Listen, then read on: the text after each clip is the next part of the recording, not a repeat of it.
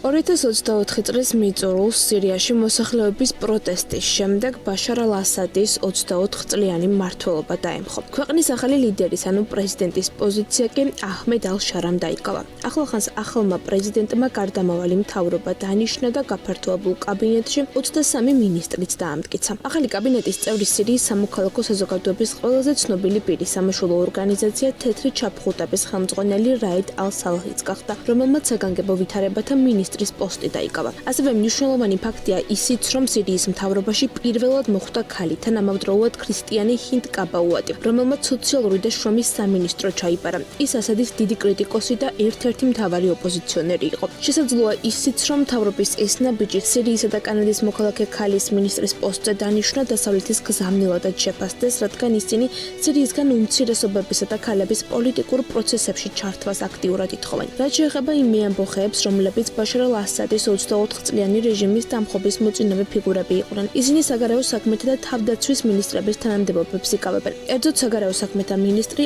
ასად ალ-შაიბანი, ხოლო თავდაცვის მინისტრი მურჰაფ აბუ ასრა გახდა. გენერალური დაზვერვის ხელმძღვანელი და ალ-შარას კიდევ ერთი მოკავშირე ანას ხატაპიკი შინაგან საქმეთა მინისტრი გახდა. კაბინეტში ასევე იარუბ ბადრიც შევიდა, რომელმაც ტრანსპორტის სამინისტრო ჩაიბარა. სირიის დრუზულ უმცირესობის წარმომადგენელი ამჯად ბადრი კი სოფლის მეურნეობის სამინისტროს უხელმძღვანელებს. რაც შეეხება ახალი გარდამავალი მთავრობის გეგმებს, რომელიც ქვეყნის მმართველობას 5 წლით იპარებს. მათი მთავარი მიზანი ქვეყნის სტაბილურობა და სიმშვიდის აღდგენაა. სწორედ ამ პროცესში მთავრობა გეგმავს, რომ სახელმწიფო ინსტიტუტები ანგარიშვალდებულებისა და გამჭვირვალობის პრინციპზე დაყრდნობით აღადგინოს. აჰმედ ალ-შარას განცხადებით, ისინი განათლებისა და ჯანდაცვის სფეროებში ახალი ჰორიზონტების გახსნას და კორუფციის წინააღმდეგ ბრძოლას შეეცდებიან.